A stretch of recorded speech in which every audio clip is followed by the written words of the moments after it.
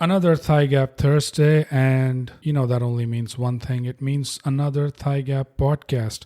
Hello and welcome everybody. My name is Bogus Noog, and with me is my co-host, Being Brute. And as always, we bring a message, and the message is, don't shoot the messenger.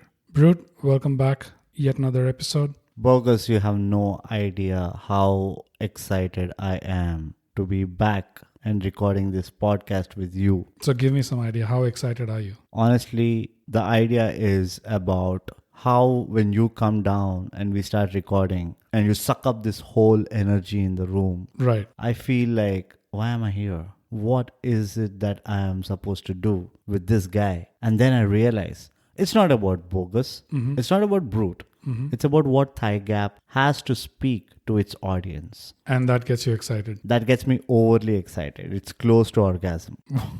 Okay, that's... Don't be vulgar, Bogus. I'm talking about orgasm in a positive connotation. Right, what is the negative connotation for orgasm then? Sexual, connotations. That's a little... You can have like a mental orgasm. Have you never heard like foodgasm? Yeah, that's a foodgasm. Yeah. And then you heard food coma? Yeah. Yeah, that's what I'm talking about. Okay. Anyways. I don't know what is a word for exciting orgasm. Like the orgasm you get because of excitement of what you're going to do. Mm-hmm. Is there a word for that? Impending orgasm? Imminent orgasm. Anyways, too much information aside. Yeah. I think we are digressing from the point. Already. And it's we've just started. A trademark ThyGap. Yeah. Trademark ThyGap trait. But this week, don't shoot the messenger. Don't kill the messenger. Yes. The topic we've chosen. Yes. And go.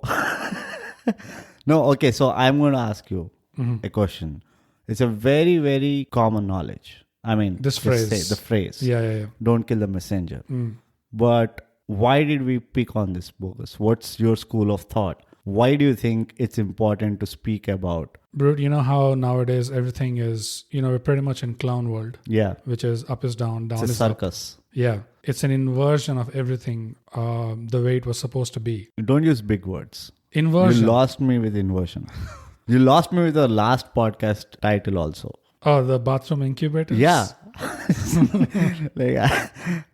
thought we were having something simple, but then you used incubators, and I'm like, what is this? See, that's what is supposed to get people to click on it. Yeah, provided it goes in front of people. Yeah, but no, we are digressing again. ThyGap trademark. Like I said, how nowadays it's all up is down, down is up. The way things are supposed to be, or how they were intended to be. Now it's completely reverse of that. The phrase "don't shoot the messenger" is popular because in the days of past, the ancient monarchical society. Yeah, it used to be almost a mutual handshake between even rival kingdoms. Yeah, where part of the etiquette was that you would not harm a messenger from another realm or a kingdom, no matter how harsh the message was. It was taken for granted that just like how they had the whole etiquette around the court jester, the jester is the only one in the courtroom that could really be blunt with the ruler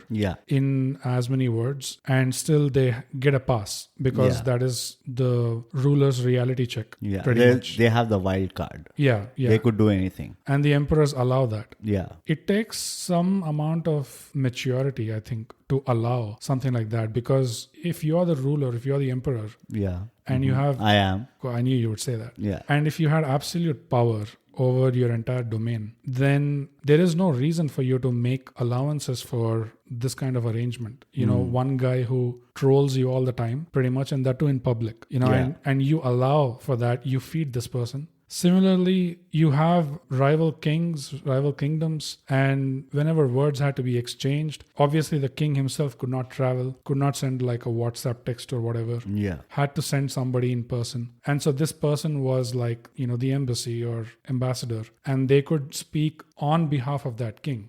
So even if it were a common citizen of the enemy kingdom, this person pretty much has diplomatic privileges. Yeah. And so you would host this person and feed them, look after them, and take care of their journey back home. Yeah.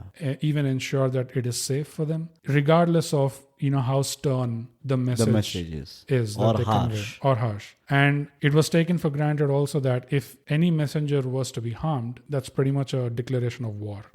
If you remember that movie 300, the big "This is Sparta" movement. This is Sparta. Yeah, where he kicks the guy into the pit. Yeah, the weirdest part was the Spartan having a Scottish accent because Gerard Butler was like, "This is Sparta." Of course. Like Sean Connery like being there.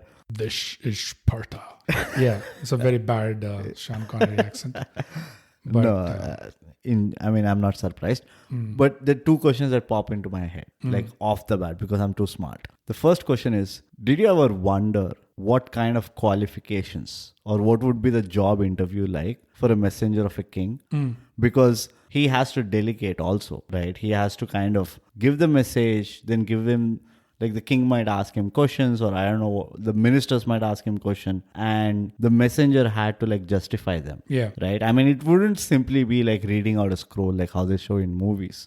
Right? Because even in that Sparta movie, that guy actually tries to reason with King Archimedes. I don't know what is his name. Xerxes. Yeah, Xerxes. And he says like it's good for you. Like he's trying to like validate. No. Xerxes was the Persian king. No. I'm talking about the Spartan king. Gerard Butler was Leonidas. Leonidas, yeah. So when the Persian messenger comes and gives the message, it's not just like reading out the message and it's like, no, he just comes and gives a threat pretty much of what the king has given, right? Yeah. So there is some amount of validation or there's some amount of justification of the message too. There is a similar thing that happens. It's a much more simpler comical movie, which is Narnia. Chronicles of Narnia. Yeah. They send the prince as a messenger to negotiate with the other kingdom or whatever. And he goes and wins. The idea was to win like a one-on-one battle rather than a full-fledged war. Okay. And obviously the message is not taken well by the opposition king. So he provokes him into accepting the duel, like the one-on-one duel. So it kind of makes me wonder, what is the job qualification of a messenger? It's an interesting question. You can't avoid saying that. I mean, you would say that because you're the one asking it. Absolutely. I am my king. I am the king. I am the jester. Okay. I give myself the reality checks. Right. I mean, I'd have to imagine, first of all, it has to be great communication skills. Yes. Off the bat, articulation. Negotiation. Diplomacy. Yeah. And probably a lot of understanding of the societal rules and engagement. Yeah. And not just their kingdom, but the opposition kingdom too. Yeah. So a good understanding of who is who and who is what. Right. I'm sure there is also a little homework of what are the personal likings, dislikings and all. Oh yeah, for sure. Basically a sales guy in contemporary world. Right? Because when I was thinking about this, right, and in my research bogus of what a messenger's qualification should be, I think every sales guy is basically a messenger. If you look at it in like a parallel sense. I think sales guy makes sense because those are the people you want to kill on first sight. Yeah. Usually. Yeah. You just want to like kick them out of the room. Like, this is not your company. And then like, no sales guys. And that's the reason why I guess they kept that rule in the first place. Hey, by the way, Tuch, let's not, you can't kill this guy. You can't touch. So, like you kill this guy, we'll send you 10 other sales guys and you can't deal all of them at once. Yeah. The second piece of it which interests me is what you said, is to come up with a rule like this, which is not to kill a messenger or not shoot the messenger. I prefer not to kill the messenger, by the way, because it is timeless. Shooting the messenger is more like very contemporary concept. Very gun specific. Yeah. So I think like not to kill the messenger, it makes more sense. The very idea of not to kill the messenger, I think it has, like you said, it has so much of maturity. Yeah. In multiple ways. But the first thing that hits me is, you know how smart you have to be to realize that the guy who's talking is not the problem. Exactly. The problem is the brains behind it. Exactly. That's what I need to focus on. Right? I mean, that's the whole point. Like, I don't get anything by dealing with this guy. He's not even the real juice. Even more than smart, I would say wise. Yeah, wise. You know? I mean, synonyms. No, because it's not a synonym. There is a distinction. Adjectives. No, it's not. But it's wise in a way where nowadays when we get into arguments, we have to remind ourselves that don't argue the person, but try to argue the point. Yeah. Try not to get personal. because that's not the objective of your argument. Yeah. You're supposed to argue the point Yeah. and to its merits or demerits. Yeah. So yeah, it takes certain amount of wisdom to actually come up with that. I think to implement and execute it. Yeah. And even more so to accept that root concept that it's not the person, it's not the tone, it's not the language, it's the intent. It's the merit of where it is coming from. Right. But how dumb have we become? I mean, it is such an age-old knowledge. Yeah. I'm sure this must be happening since bygones. Yeah. And now we do exactly opposite. It has almost become a convention. The convention back then was not to kill the messenger. The convention right now is the first guy who opens his trap, shut him up. Yeah. Pretty Right? much. Yeah. And I mean, that only kind of indicates that we have become dumber than what we were. In Yeah. understanding the dynamics of conversation, or what do you call it, diplomacy, whatever you call, bureaucracy, whatever you call it, right? It just shows that we become so dumb that we are acting directly against the fundamentals of having a constructive conversation. Yeah. At the bare minimum, if I can say so. Yeah. And now it's become like the priority is more, let's take care of, and I'm using air quotes. This is like the mafia language. Let's Put a lid. Yeah. Take care of Drop the hat. the indication of the problem. And let's hope that the problem goes away. It's not even hope. I think it's almost like that will make the problem disappear. Yeah, that will make the problem disappear, or I don't want to deal with this problem, so let me just kill the first thing that indicates that there is a problem. It's a funny thing you say that, because this is observed at an individual level, to a group level, to a country level, to a race level. Yeah. The reason I say that is I met one guy. So he had this eating disorder.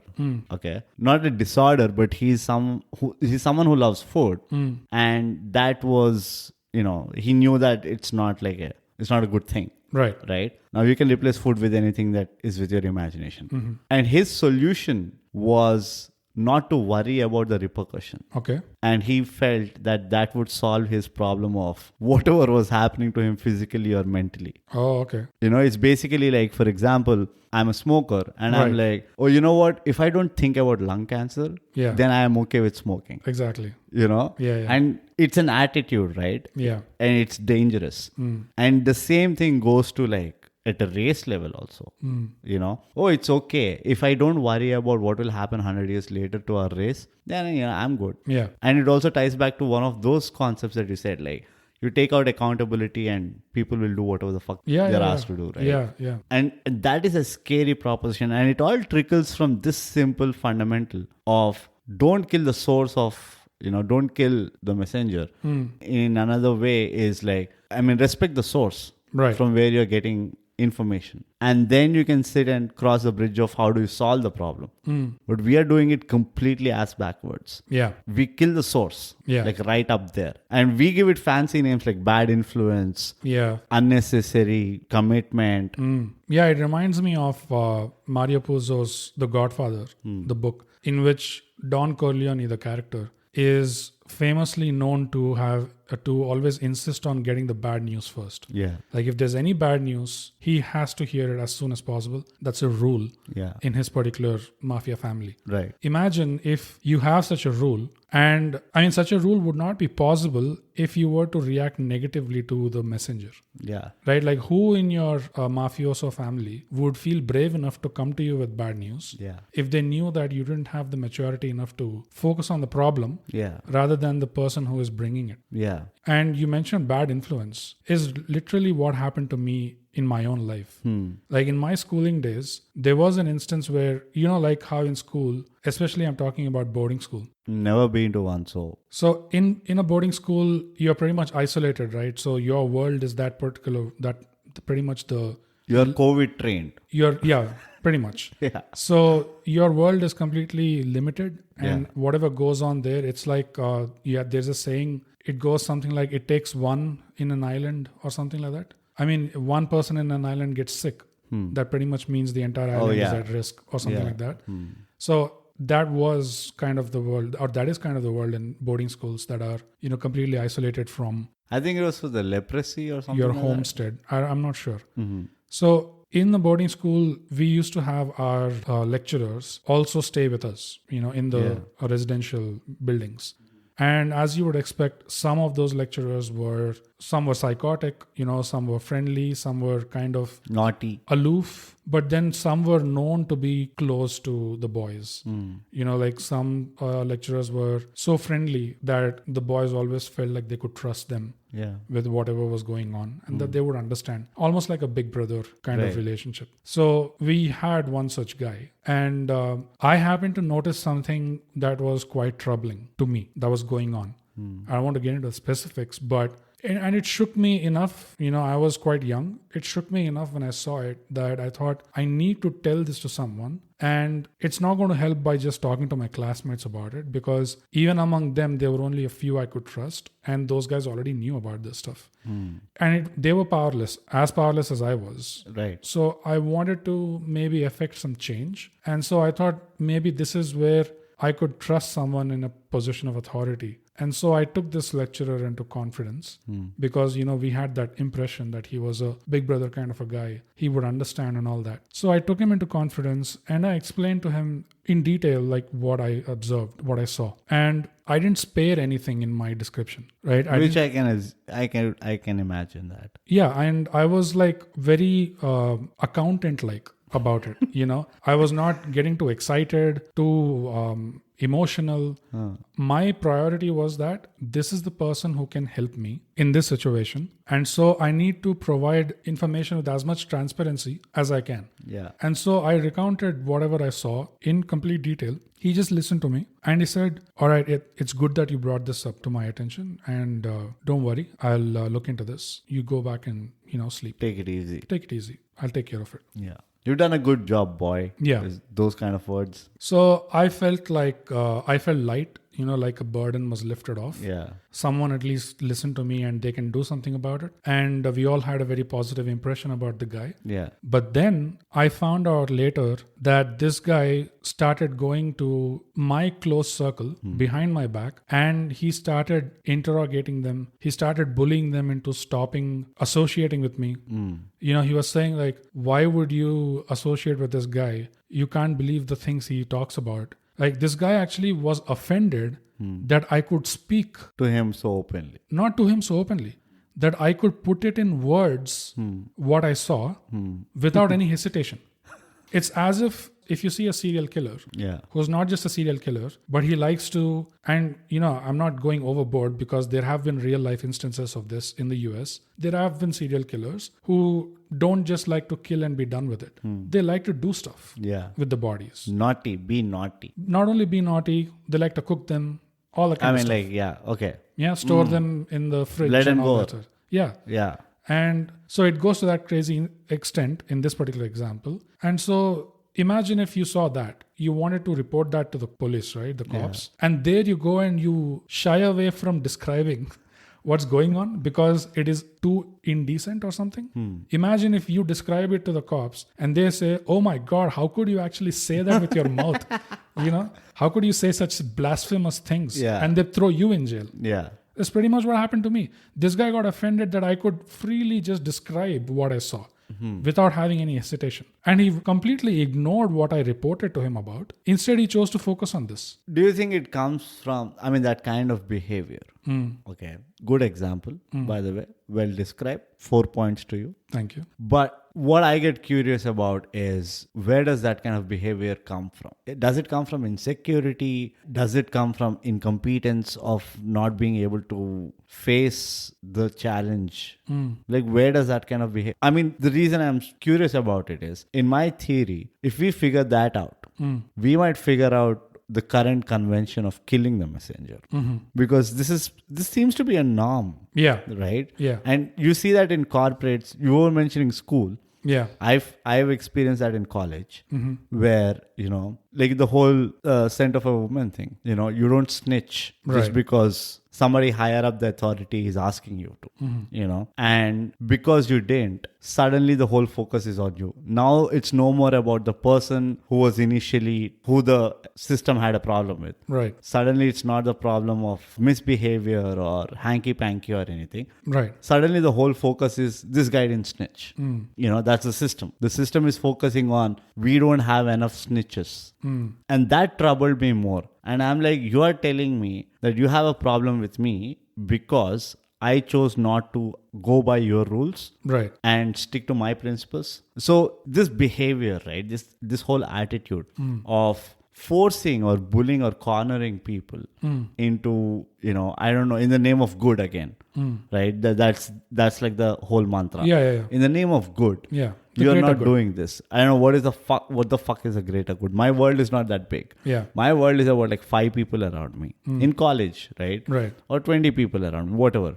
I don't think this particular world is being disturbed or is disturbing the whole system. Yeah. Either it's genuinely doing that. If it is so, I don't see that happening. Or you don't have enough bad examples to motivate the rest of the system. You need one villain, right? It's like har team mein gunda rehna chahiye types. Yeah. So if you don't find any, then you're trying to create one. It almost felt like that. Okay. I mean, you know where I'm coming from? Yeah. I mean, I think to answer that question, we probably can look at some of the other examples, because then maybe we can see what is common. Okay. You're going to give an example, or you want me to give an example? I'll give an example. Okay, shoot. The whole thing with whistleblowers in society. Yeah. So we have whistleblowers at a very high level. Right. Like you have Snowden, you have Assange. Even bigger than Snowden, I would say, is Julian Assange. Yeah, the WikiLeaks guy. The WikiLeaks guy. Yeah. And immediately after what he put out, the focus became, we need to get this guy. Yeah. It's not about what he's saying and why that's so troubling. Yeah. The public, meanwhile... Anti-establishment. Yeah. The public, meanwhile, is extremely concerned and troubled by the content of his, disclosure. But the powers or the authorities are not focusing on that at all. They are more concerned about, okay, where has he gone? Yeah. Does that country have an extradition treaty to the US or something? Can we get him from here? What more information he has? Yeah. What can we do to get him to a trial in our country and all that? The entire focus is going towards that. Yeah. At a slightly lower level of whistleblower than that is, of late, you've had a few whistleblowers come out from big tech in Silicon Valley. I'm not following this. So it has happened. So you've had whistleblowers come out of Google. You've had whistleblowers come out of Facebook, coming out and saying how the company's inner workings, especially related to social media. The Cambridge Analytics and all of that. Cambridge Analytica is one part of it. Yeah. But it's more to do with social media, like Twitter, etc. All these companies. Influencing you. Yeah. How are they doing social engineering through the algorithms and all that stuff? And again, when it comes to those whistleblowers, right, the immediate reaction is not about the problem so much. Yeah. I mean, the organizations that these people come out against, they don't seem to feel any compulsion to come out and make a statement, discounting or discrediting this person. Rather, they'll just quietly go behind the curtain and try to just ruin their lives. Yeah. They won't get hired anywhere. Their life is fucked. Their life is basically fucked. That's an interesting thing, because, and this is where I'm coming to, right? This is connecting to the previous point where you don't react to it, it's the problem is solved. Yeah. And it's almost like, I mean, all this Me Too movement also, right? The whole media is like, oh, you've been accused. How come you're not giving any sentence? Right. And there's another school of thought which says that why should he react if he has not done anything? By reacting, it almost shows that, he might be feeling guilty. Yeah. Or he must be feeling responsible, or he might have done it. Yeah. If he reacts, that means he has done it. And I'm like, no, I don't think that's how it goes. The fact that we need to know both sides of the stories is why that person has to talk. It's not about whether he's defending or negating or categorically apologizing. It's not about that. It's about for us as a neutral party to hear both sides of the stories. Yeah. Otherwise, what are you making a judgment on? Yeah. It's not a fair judgment. So that attitude again, right, where you are almost morally policing, saying that, oh, if you speak, that means you are guilty. Oh, if you're not speaking, that means you're not guilty. That's why you're not speaking. That's stupid idea. Yeah. And on the other side of it, when, these people who come out with these Me Too allegations, they say that they've always been very scared to come out and say it. Yeah. That's why they waited for like 30 years, 25 years and all. A part of that reason, I mean, in valid cases, because Me Too, it's been... It's overblown. Yeah, I mean, it's not all... We'll do an episode. No. Everything that we can't answer. We are like Monty Python. Everything that we can't answer in this episode, we'll do an episode. That's our standard answer. But of the valid cases there as well, the reason why they feel scared is again because of this phenomenon. Treatment of killing the messenger. Killing the messenger. Absolutely. Absolutely. The damage of killing the messenger is much more than actually the other way around. Yeah. You don't kill the messenger. And that's a knowledge I don't think we have. I mean, we've seen how it goes or how it works in the case of whistleblowers. Yeah.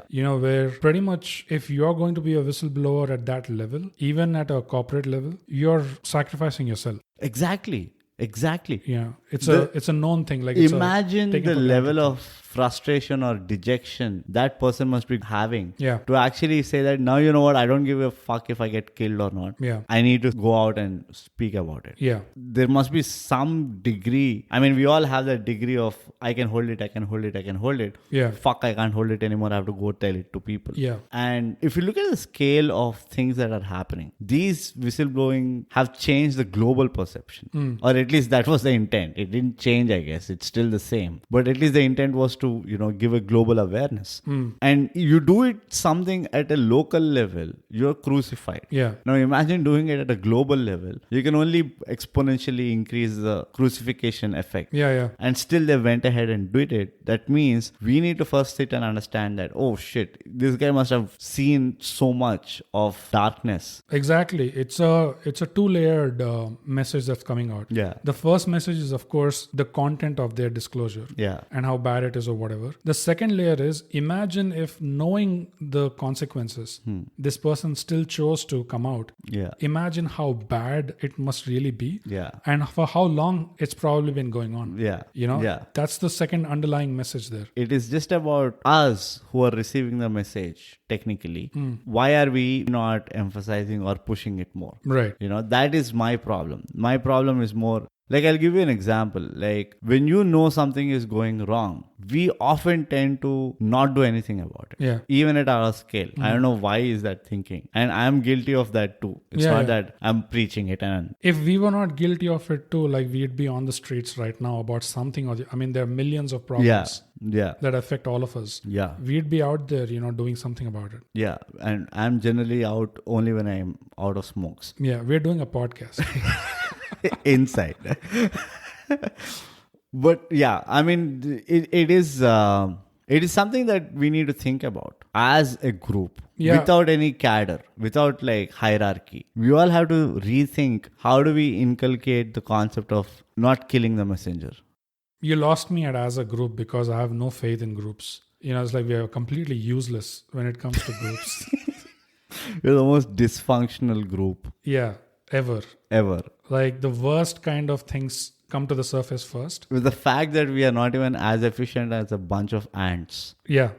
We should spit at ourselves, like. Yeah, that tells you everything. Yeah, a lot. And when you look at the corporate sphere, the same, how does this thing play out? What I've observed in my experience, and I'm sure you have your own account of this, but what I've observed in my experience is, if you notice that there is actually a problem which is buried under the surface, like skeletons in the closet type, like many layers deep. Yeah. And as usual, you would find people around you at the workplace discuss only the superficial, surface level stuff. Yeah. But that actually the root of this entire thing is somewhere deeper, and you want to bring their attention to it because your hope is that will get the light bulb going. Like, everyone will have like, oh yeah, of course, this is it. Let's work together and let's fix the root cause. But how it turns out is, when you bring up that thing, people tend to have a unpleasant reaction more often than not to that. When you actually point out that,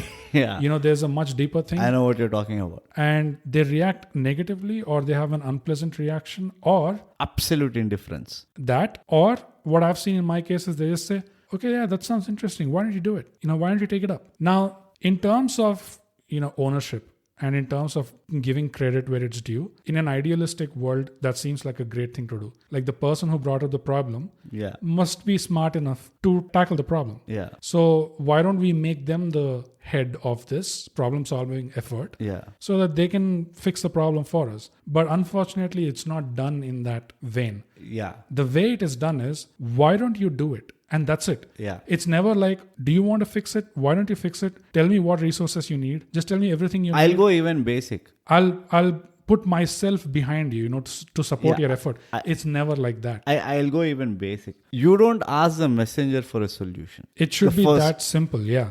The first and foremost thing, like somebody has identified a problem. Yeah. Okay. And it's any ecosystem.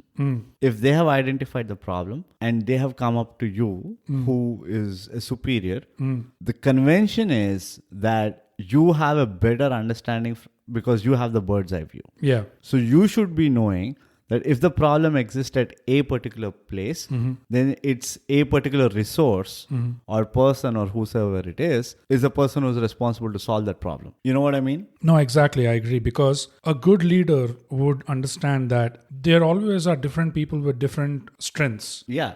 Some people might be good at identifying problems, but there might be other people who are good at fixing problems. Yeah. So if someone brings up a problem to you, and if you immediately throw the problem back at them, now that person is not free anymore to identify any other problems. It's not just that. It's also about there's nothing constructive coming out of it. Yeah. In fact, on the contrary, it might be counterproductive. It is counterproductive. Right? And that's the thing that I hate most is, because you've identified the problem, I'm sure you even might have thought of something to do about it. Yeah. And you're like, no. No, I did. All I realized is there's a problem here. Yeah. And I thought, you would be interested in knowing that this is what is happening. Yeah, because you have more experience. Not just that, you're responsible. You're also responsible. As a messenger, my simple funda is, you're responsible for this whole shit. You're paying me. Right. And you're paying me for something completely different. Right. So I thought, because this comes under your purview, I thought it is good to bring it to your notice. Now, what you do with it is not my headache. Right. Technically, that's my mindset. That's my attitude, right? How they twist it around is, you're not taking ownership. Yeah. You're not being accountable. You're not being a team player. Yeah. I'm not supposed to do all that. The other things that I'm doing, the fact that I brought it up is the fact that, I'm a team player. And, even if we take what you described as scenario A, where you just wanted to bring up the problem, you had no intention of fixing it, or you had no idea of fixing it. Yeah. Now, there is scenario B, where you not only brought up the problem, but you could also fix it and you could actually also solve it. Yeah. But then what they do is, this is another clever thing that they do, sort of like not responding to whistleblowers, which is just throw it back at you. Yeah. Let me take a look at it. Why don't you do it? Why don't you do it? It's never like, hey, it's a great thing you did. Yeah. Tell me what you need to fix it. Yeah. You have my full support. I'll bat for you in front of other senior leaders or whatever.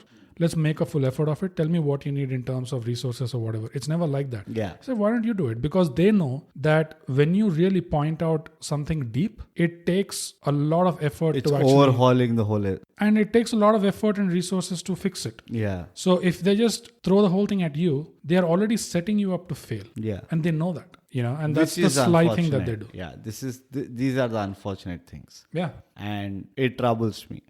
It troubles me more often than not, actually, if I think about it. Yeah, it's connected to this, I don't know, it's like passive aggressive kind of behavior. Or escapism. Escapism, you don't want... I see escapism. Yeah, you can't call a spade. Yeah. And you're scared, or like you said, insecurity or incompetence. It's a whole mixture of all of that. Yeah, it's a concoction of all the negative adjectives. Yeah. With respect to productivity. I don't know what it is with respect to. But... So you have an example we talked about in the school level. Then there's the college level. Yeah, and there's a global level. There's a global whistleblower level. Yeah. And now there's a corporate level, which we experience regularly. Yeah. What is common? If you had to pinpoint a few things, why has this gone completely upside down from a time where everyone shook hands like, hey, we will not kill the messenger. We'll feed them, and we'll focus on the message. We won't focus on the messenger so much. We'll ensure their safety, and doing them any harm is like an act of war. To now, it's more about sweeping the problem under the carpet or trying to behave like it doesn't exist by killing the messenger. The first thing, just shoot. Put a lid. Drop the hat. Yeah. Lay him with the fishes. Yeah. There are multiple things that are going, but I can't really pinpoint it to one thing or two things. But it's a string of characteristics that I feel are responsible for it. And one of the first things that comes to my head is integrity. I think, again... For the audio listeners, I just raised my eyebrows. Yeah. Again, as a civilization, we lost integrity. I think you hit the nail right on the head. That's why I reacted like that, because integrity is absolutely, I feel, is the root of all good traits. Yeah, it's at the very bottom of this shit. And this is something that is coming out of my personal experience. And I'll tell you how. I used to deal with corporates for, what they call as employer branding. Now, employer branding, I don't know if you know what is employer branding. Okay. Vague idea, but okay. So basically, employer branding is, how every company spends a lot of money to create a certain image. Yeah. So they'll chalk down, these are our principles. These are our vision, etc., etc. So all that messaging has to go out to the public, which will excite them to be a part of that organization. Right. So that's the basic funda, right? Now, employer branding initially only used to happen within the organization. If you're on board, for retention, for primarily induction more than anything else. It is to make you understand, make you feel a part of the organization. So they would call out few value systems and blah, blah, blah. It's all micro societies basically. One of the common thing I kept coming across when in the course of working with different corporates is one of the principles that we have or one of the values that we really believe in is integrity. Oh yeah. Right? Always. And it's a commonality. And then would come like ownership, blah, blah, blah, all the new age terms. Yeah. And every company had a different definition for integrity. And it amused me. I'm like, okay, what do you mean by integrity? Don't sell our secrets it's to our basically, competitors. It's pretty much... Don't steal office equipment. It's pretty much like be ethical, be blah, blah. No, those are completely different. Yeah. But what do you mean by integrity? And that used to kind of really confuse me, saying that nobody is actually hitting the core of what integrity is. They're using it like a brand name or something. Yeah, they're using it because, I don't know, it's the easiest word. I don't know why they are using it.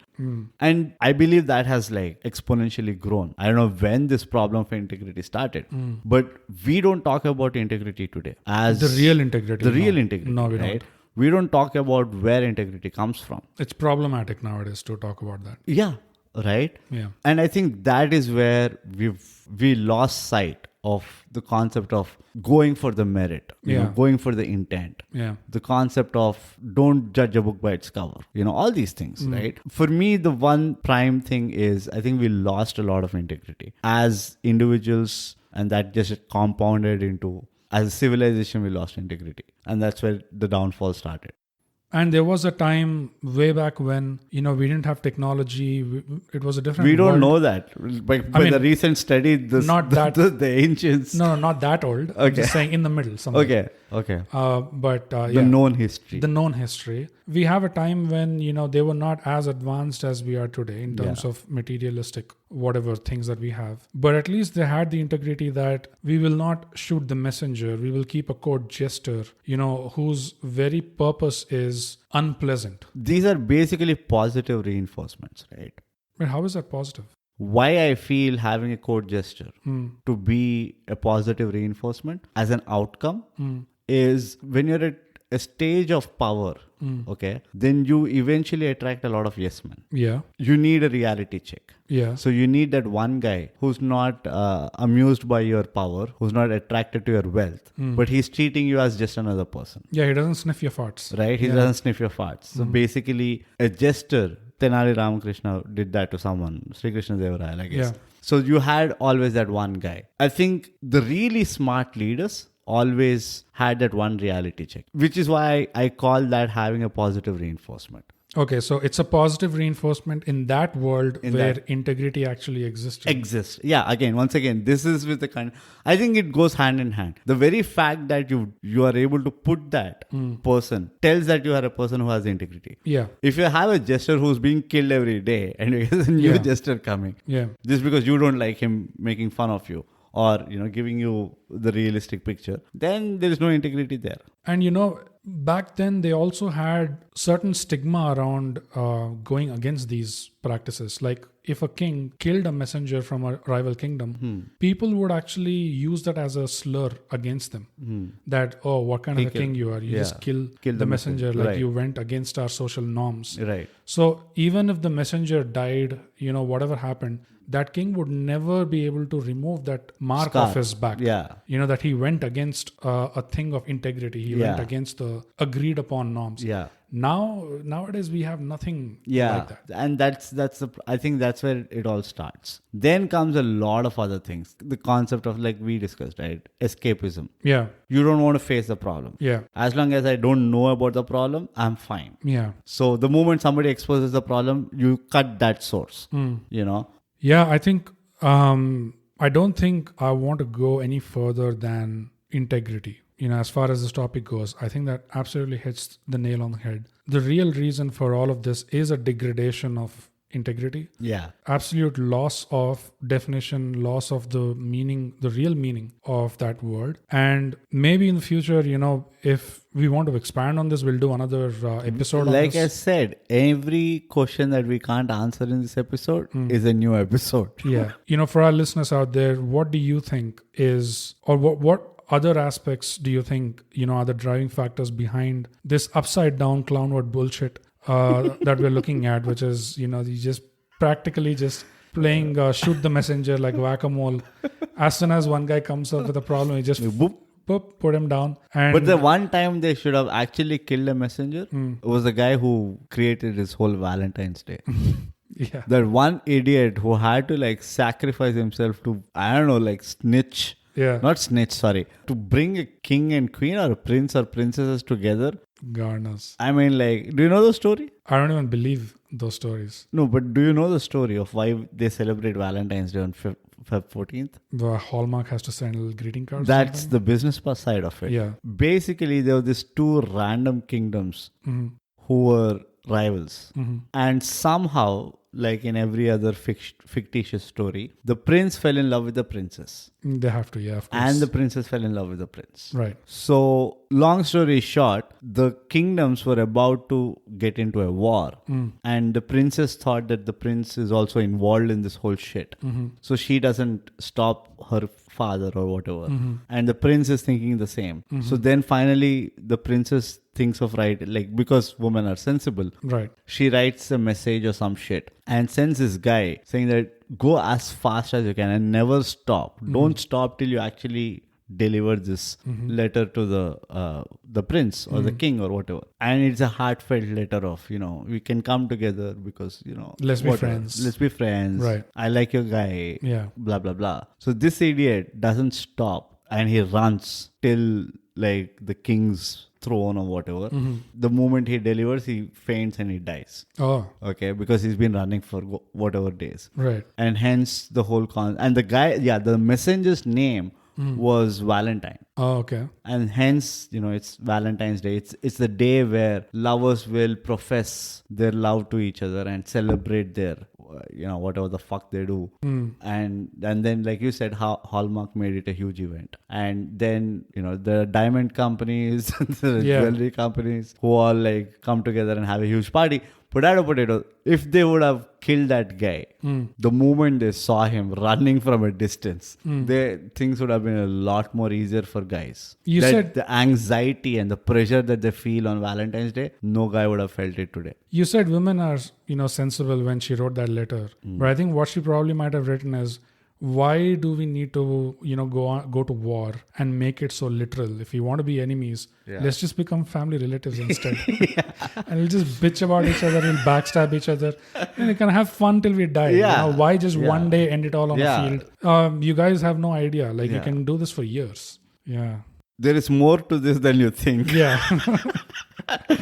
let's just become family. Yeah. Then we can fight. Because like you're saying, actually it might be true because I don't know if they got married after that or not. Yeah. So the story abruptly ends when this guy dies. And then they immediately say like, so the moral of the story is Valentine has delivered the message, blah, blah, blah.